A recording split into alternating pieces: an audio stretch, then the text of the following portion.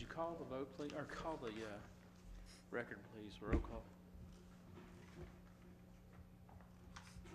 Robert Kraus, Jason Blair, Scott Singer, Here. Terry Kavner, Here. David Roberts, Here. Mark Ham, Here. Glenn Lewis. Here, would you please stand and join me for the flag salute?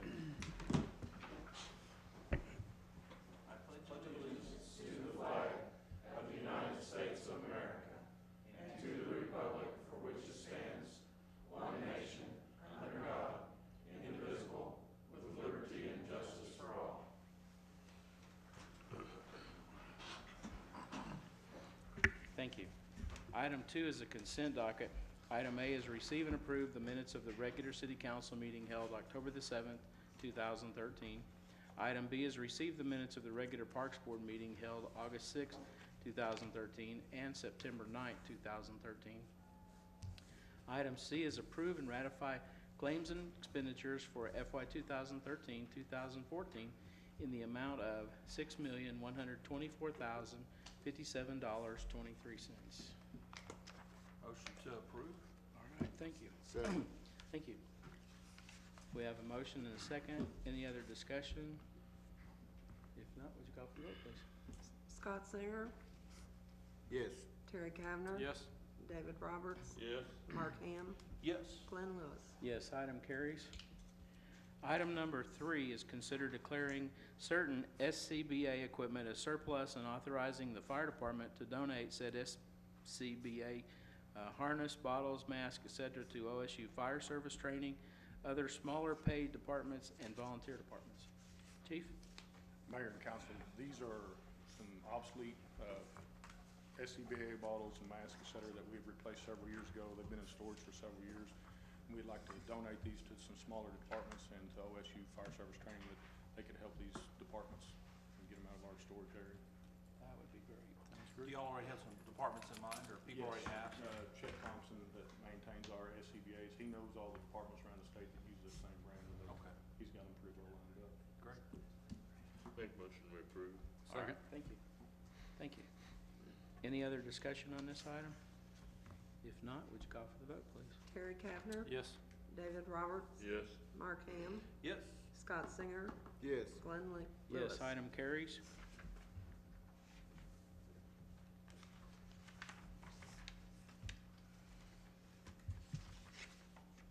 Item number 4 is consider declaring certain equipment as surplus and authorize staff to solicit sealed bids for the certain items.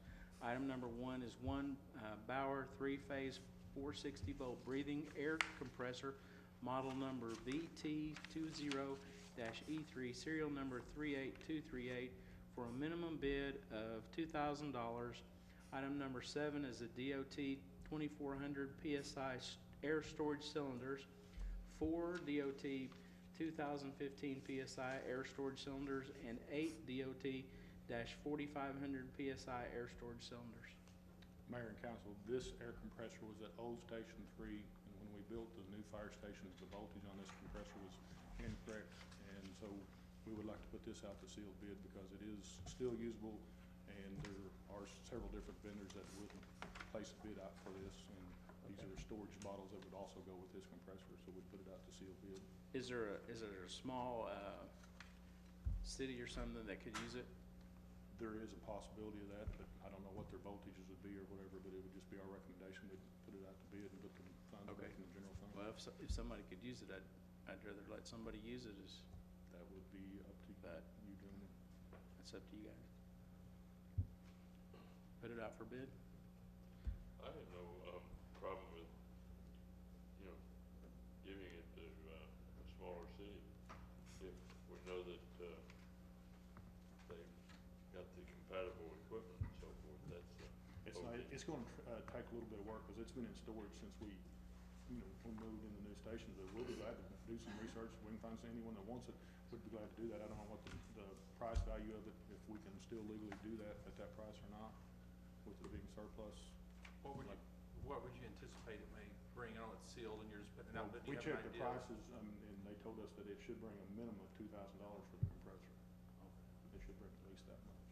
Yeah, I think maybe if you guys could just do a little research and see if there's somebody out there that could benefit from it. Somebody that we help that's close by or something? That's fine with me, I have no problem with that. Cal, can we do that?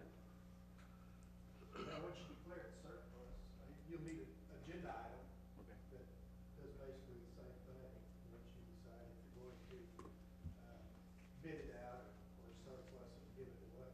Okay. Either way, it's gotta be declared as surplus, right? Either way, it has to be declared. Did we just do that a while ago? Is that part of that No. stuff? No. Oh, okay. it's separate item. Okay, so we need to table it then. Okay. Anybody Make want- motion that we table item 4. Okay, thanks. Thanks. I think if there's a, a volunteer department or something that could use this and they don't have $2,000 and we don't wanna make them have a cake sale or whatever to get this and they're close by, maybe just keep us from having to respond to a fire later on. Yeah, So, you agree? okay, we have a motion and a second to table. Would you call for the vote, please? A lot of David. people have helped us over the last 6 months. Oh, yeah, absolutely. David Roberts, Yes. Mark Ham, Yes. Scott Singer, Yes. Terry Kavner. Yes. Glenn Lewis. Yes, item is tabled. Thank you, Chief. Item number 5 is consider adopting the Little River Park Long-Range Master Plan and direct staff to develop a plan to implement the recommendations in the plan. Thank you, Mayor. Mayor and Council, since the May 20th tornado, staff, along with our master plan consultants, Vireo Incorporated, we've been developing a master plan for Little River Park. We had several goals in mind as we developed the master plan. We wanted to develop a master plan that we could begin work on as quickly as possible, address some of the concerns that the citizens have expressed over the months and years about Little River and the way it was, enhance the amenities in the park, attempt to make the park safer for park patrons and more accessible, and then address the wants and the needs of the communities as they expressed it in the Parks Master Plan that you all adopted last February. We took that first draft to a public meeting on August the 15th. We got a lot of good input. 70 citizens or so were there. We took that original draft, we massaged it, refined it, and so the master plan that you saw in the agenda memo is the one that we're recommending to you all. Just some of the highlights from it. The master plan, the old walking trail was about a mile long. The one in the master plan that you had before is about a mile and a half. We'll put a dog park in Little River. We won't have one, but we'll have 2 playgrounds. We'll create better access to the park from the Plaza Towers addition in the neighborhood on the east side of the park.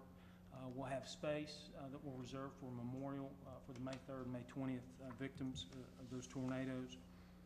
We'll have a future splash pad there, and then we'll locate fitness stations along the walking trail. And we think with all those amenities, we maintain the uniqueness of Little River, and we also create a park that'll be really a showcase for the community.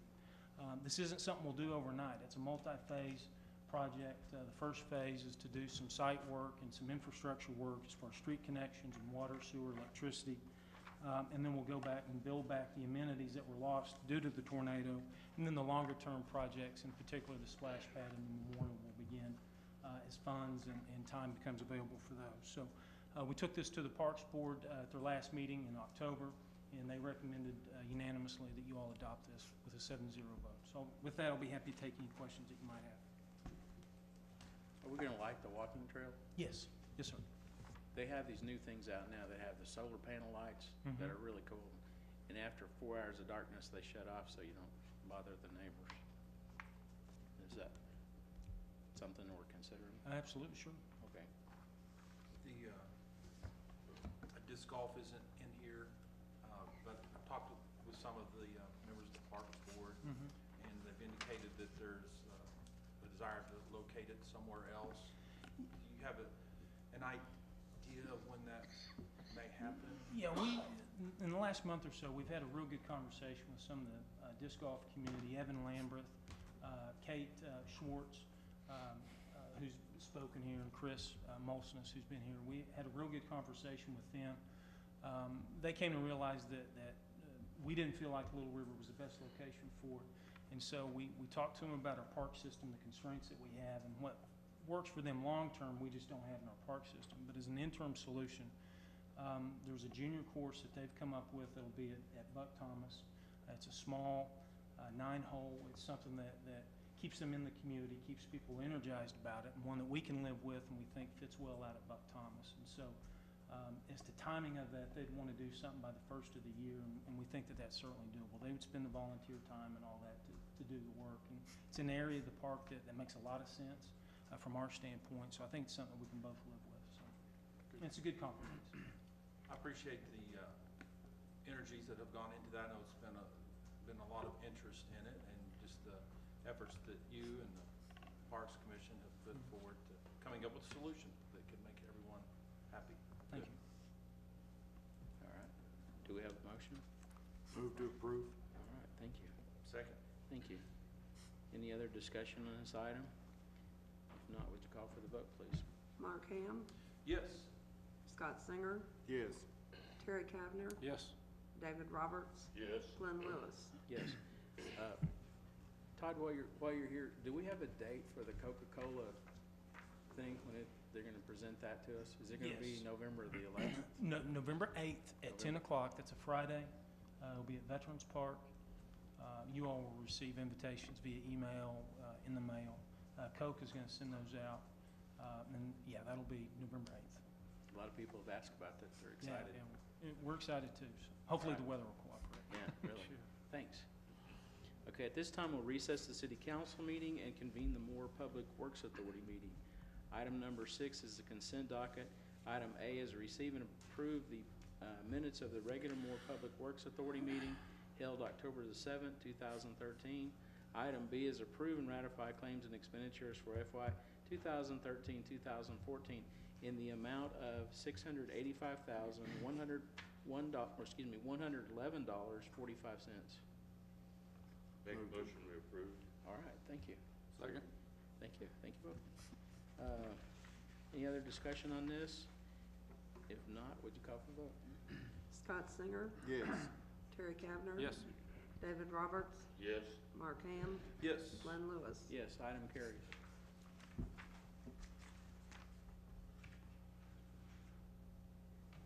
Oh, I see that, okay, thanks. Appreciate that. On here, we're gonna go back a notch. Brian Daughtery, would you like to speak from the foundation? I'm sorry, I had this underneath my agenda packet. That's fine, I could have waited till the end. Oh, My that's- name is that's okay. Brian Sorry Doherty about that. with the Oklahoma City Community Foundation, and I am Director of the Parks and Public Space Initiative. And, you know, I guess a couple of years ago, I am a horticulturalist and landscape architect by profession, and I've always wanted to kind of reach out with some of our projects. Some of our funding is exclusively to Oklahoma City because of the way the trusts have been giving and all, but we've always looked at what our service area is. And I was reaching out, and I run across your master plan on the internet, and I thought, this is the way one should be done. It was where we were, where we are, and where we're wanting to go, and I was just so impressed with it. As everybody was, we were devastated with the tornado and felt a lot of compassion for you. And the trustees of the Oklahoma City Community Foundation asked me to look at some of the areas that were hit and see if there were some parks that we might be able to come in and make a difference with some of the initiative. And, you know, because of this document, I was able to call Todd and Stan, and I just called him and I said, could I come and meet with you and kind of see whether there's an opportunity where we might be able to come in and assist. It has been an incredible pleasure to work with them over the last couple of months. And we've been waiting for tonight for this vote, where we will go in and try to look at what some of their needs are, where some of the met needs are, and where some of the unmet needs are. We're very committed to neighborhood parks. We're very committed to the linkage between public health, economic development, and quality of life. And I think this plan just shows it so well. So right now, in principle, our trustees have made a significant commitment towards Little River Park. And so we will be meeting with them. We were waiting for this plan to be approved, and then we will be meeting with them and seeing where we can enhance some of what they're already doing. So I just applaud your staff. I applaud you all and the Parks Commission just for taking it through this process. Thank you very much, appreciate it. Appreciate that. Thank you. Thank you. At this time, we'll recess the Moore Public Works Authority meeting and convene the Moore Risk Management meeting. Item number 7 is a consent docket. Item A is receive and approve the minutes of the regular Moore Risk Management meeting held October 7th, 2013. Item B is approve payment of a court-ordered workers' compensation settlement in the amount of $12,790.80 to Ernest Lockett for claim number WC 2013-01409-K and authorize placement on the property tax rolls. Item C is approve and ratify claims and expenditures for FY 2013-2014 in the amount of $173,453.96.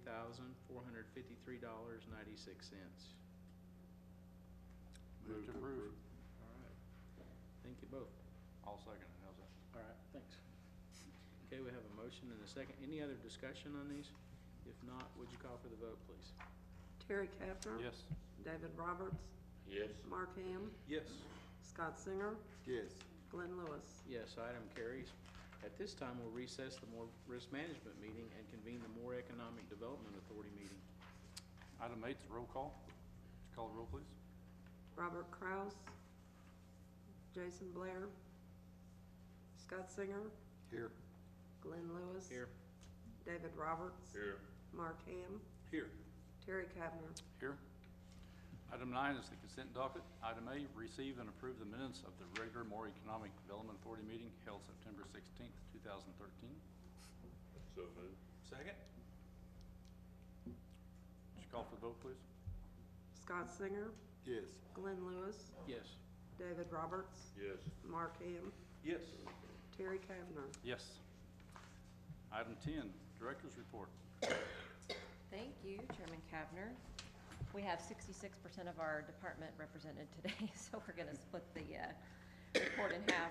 Some of my coworkers who love to give me a really hard time in the back said if I get up and say anything about something I can't talk about, that they were going to just really get on me. So I have nothing to talk about. No, I'm joking.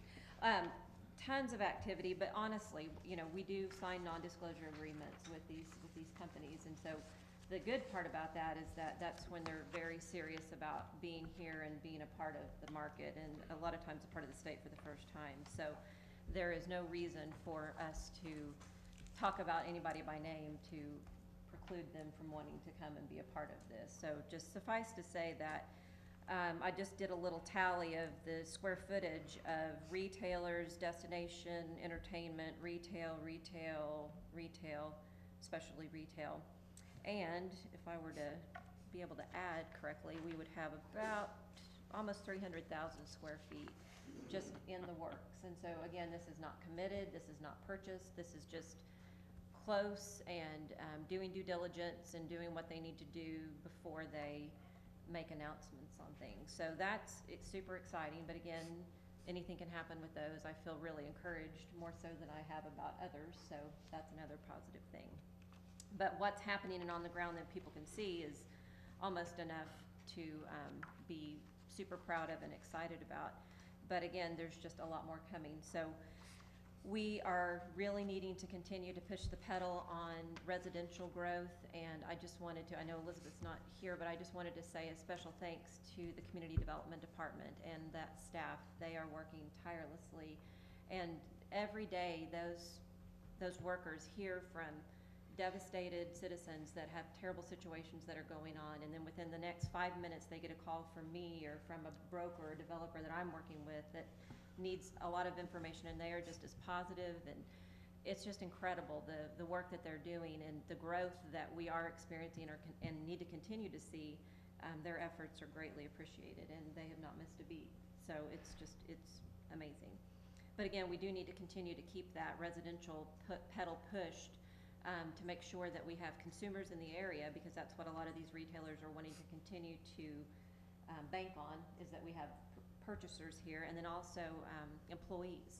They really need to make sure that they have people to populate these jobs, and so even if they are a part-time minimum wage position, it's very critical that they have the student population or the single-family population that's necessary to take on those jobs. So anyway, and I think we're doing that with all of the housing that has been coming back, and I report that literally on a daily basis. So I scurry downstairs and I count the number of new permits, and I scurry back upstairs and Sweet Kathy keeps that updated as much as she can for us. And so again, it's just a day-to-day growth template that we're putting out and we're telling people about, and it's tremendous. And so it's kind of a miracle.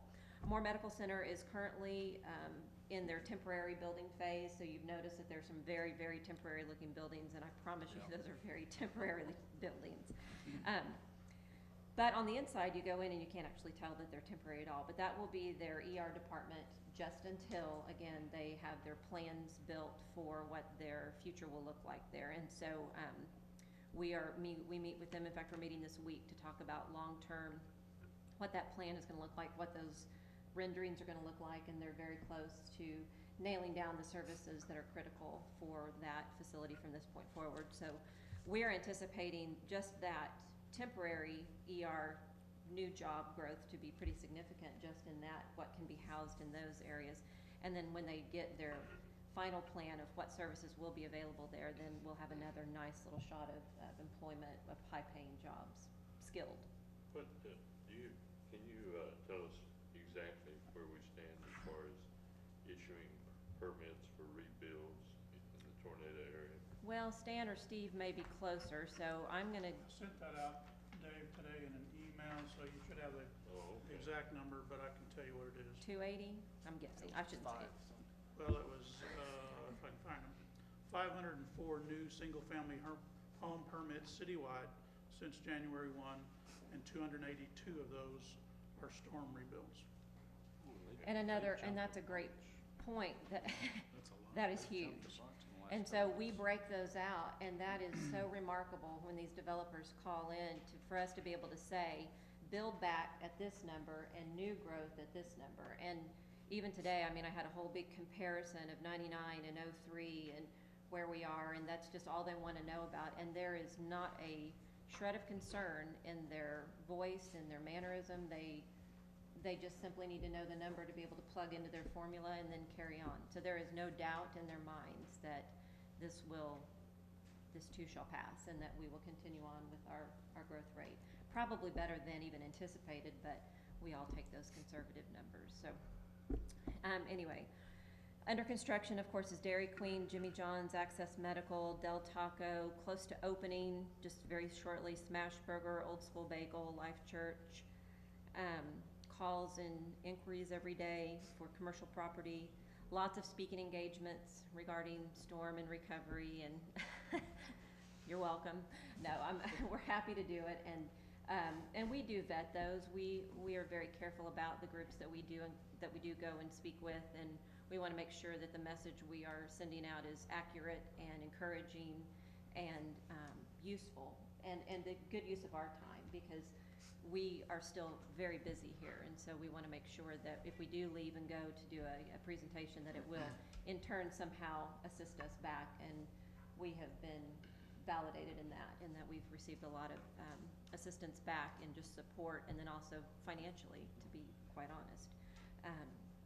So again, lots of speaking engagements and a lot of rebranding our ads. I'll pass this around for you guys. Obviously, we spend a lot of time and effort on just promoting Moore as a great place to live, shop, work, all those things, recreate. And so obviously now we have to take a little different approach, because we need to be sensitive, obviously, to the situation that we have currently and what has happened. But we also want people to know that, we haven't stopped and that these numbers are real. So without being able to share housing data with somebody every single day, we just wanted to kind of switch our branding, and that ad that I'm sending there is what we put in the Moore Chamber relocation guide, and that's a year long. So this is something that really needs to carry us through a year and show growth and show opportunity, but also obviously show that we will never forget what happened in May. And also it goes to Tinker Air Force Base, and we do a lot of recruiting there for people to come and live here.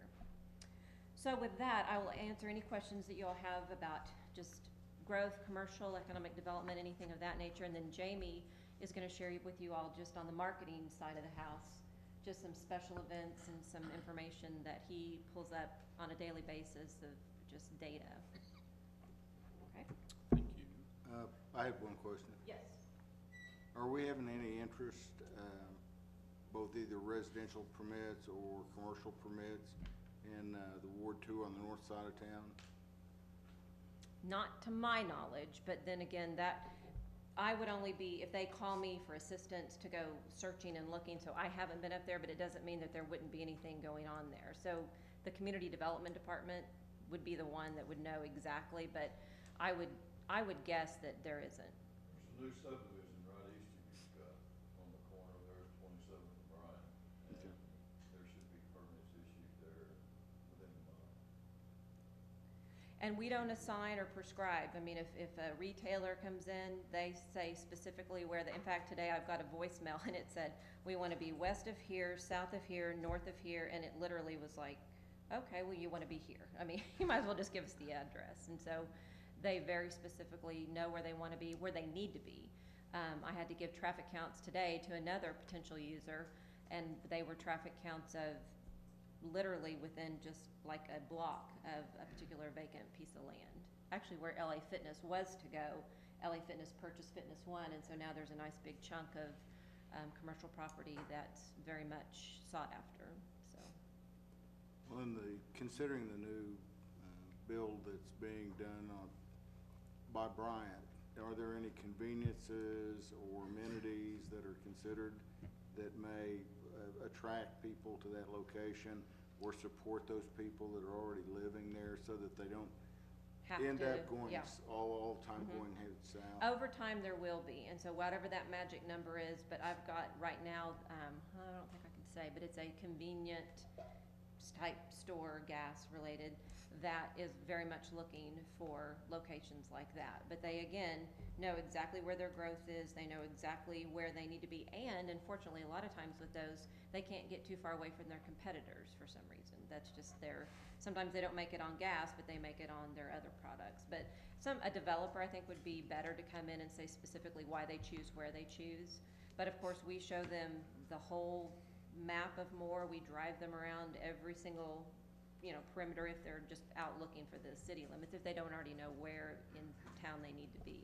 But yeah, the more density that goes in a particular area, the more you would see a corner develop at some point in time, if there are corners available for them to go on. Thank you. Just a quick comment. I stepped in Deidre's office the other day going to another meeting, and I asked her what was going on, not expecting to get a huge answer. She gave me enough information for 15 minutes, but what she can't tell you is exciting. Yeah. Jamie. So in addition to selling the city to our future businesses coming here, my job is mainly to talk to our citizens and make sure that they know what's happening and what's going on in the city and around town. So the way we do that is through social media, the website, the newsletter that mails out in your water bill, and then a service we call Gov Delivery, which around 7 o'clock you should get an email from Gov Delivery about some special events happening this weekend. On that service, we have around 1,800 citizens signed up for emails. Of those 1,800, there's 13,000 different topics, or they're subscribed to a total of 13,000 topics. Our website on a normal week hits around 5,500 hits. To kind of compare the week of May 19th through the 25th, it had 66,000 hits. So more than our population, which a lot of that was people from around the world looking at the City of Moore's website. On social media within the Facebook world, I manage the city's page. I assist with Parks and Recreation, Animal Welfare, the Police Department, Recycling, and the Veterans Memorial Park. I put the Fire Department on Facebook last week. It's unpublished right now, but I wanted to save that name so that way nobody else could come along and take that URL. But we have 14,800 people that we can connect on those different pages on Facebook. On Twitter, I have around 3,300 people that I can talk to using the city's page, the police, recycling, and then the Old Town Association's page that we assist with. So it's interesting how a button push sometimes can spread information, and so if we can be in front of that and make sure that we have the ability to kind of manage some of that information or really direct it in the right place. I know that during the storm following the tornadoes in May that our social media presence was helpful in stopping some rumors and also in making sure that we were able to get people the information that they needed.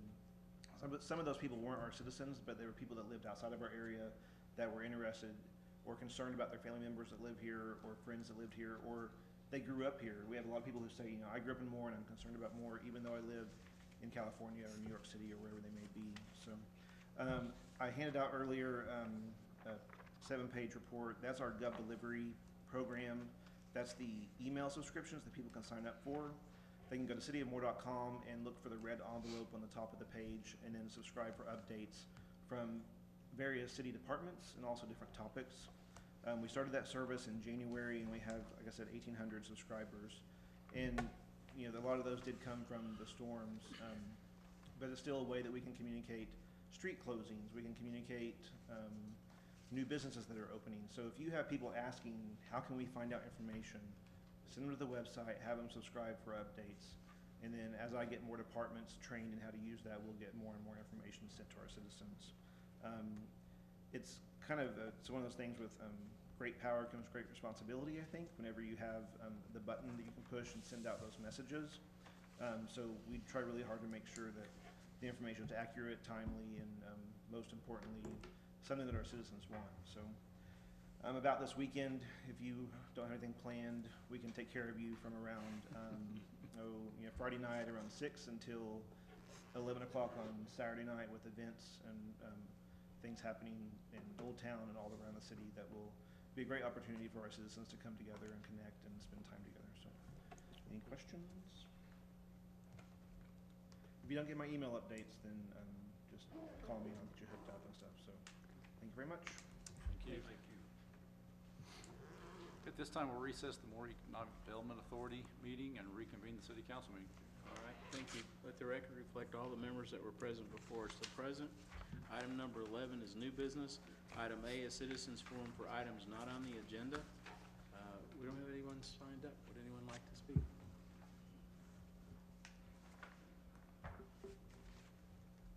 I see you smiling. Nothing? Okay. Any items from the city council or trustees? Just have one thing, it is in reference to the funds that were donated to the city over the, during the tornado. And have people been asking about that, or have we decided what we're gonna do, or how we're gonna start giving that out, or how much do we even have in there right now? I think it's a little over 500,000, isn't it, Jim? That was a total given. Some of it's been given out at the donor's request. Specifically at the foundation, there's about 270,000 roughly. And we still receive donations periodically. We've received some last week. And there's some that's put us on a monthly payment list. So there's still some funds coming in.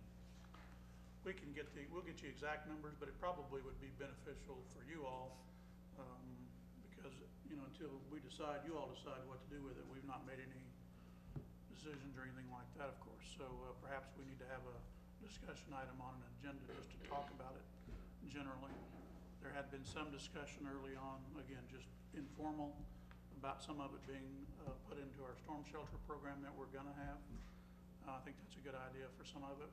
There was a pretty good sized amount that was designated specifically for the animal shelter, about 200,000. Is that about right? It's not quite that much, but. But pretty good it's chunk of money that will be used on the animal shelter building, the new building. So 200,000-300,000 probably that's not reserved or not. They didn't say what they wanted it spent for, so. All right. So some of it's been given out at the donor's request, so when the people donate the money, they can come back to us and say, we want you to give the money out now, or did this money is for a specific project? Well, specifically, some of them, there was one organization that wanted 50,000 given to the police department, 50,000 to the fire Okay. department, and 50,000 to the mayor, which he donated to Highland East Band Program. Okay. There was specific areas they wanted it to go to, so that's what Okay. we've done. Those are designated. If they were undesignated, they're just for Okay. right now they're at the community foundation, earning a little interest, hopefully. Right. Okay. But we can, if you like, put some on the agenda to talk about it some more, and whatever y'all wanna do. I'd just like to have a, just get a plan or know what the plan is. We'll get a detailed number as of tomorrow, Jim. We'll just email that out to you as far as, up to date as far as the numbers. And then we'll put something on the agenda next time to talk some more about it. That'd be great. Okay, anybody else? Any items from the city manager? We mentioned the Coca-Cola deal, so that'll be an exciting deal. There is a chamber luncheon tomorrow, if anybody had wanted to go to that or not remembered that. I did email out a bunch of things, Dave, that just updates on stuff you probably hadn't seen yet, because it was late in the day, but it talks about all the projects going on and this and that. So if there's any questions about that, certainly let me know. But a lot of things moving along. The golf course study is moving along. The architects for the new animal shelter are beginning their work this week. Broadway construction up here started this last week, as you all saw. So a lot of activity in the world out there. I might mention this in reference to the chamber luncheon tomorrow. That's the state of the schools, and it'll be a great opportunity to hear Dr. Romines talk about where they are in the rebuilding process and so forth. What time does it start, noon? 11:45, I believe. 11:45, that's right. At Yellow Yellow Rose. Yellow Rose, yes. Okay. Anybody have anything else? If not, item 12 is adjournment. So moved. All right. Second. Thank you both. There is no other discussion allowed. Would you call for the vote? Scott Singer, Yes. Terry Kavner, Yes. David Roberts, Yes. Mark Ham, Yes. Glenn Lewis. Yes, we're adjourned. Thank you for coming.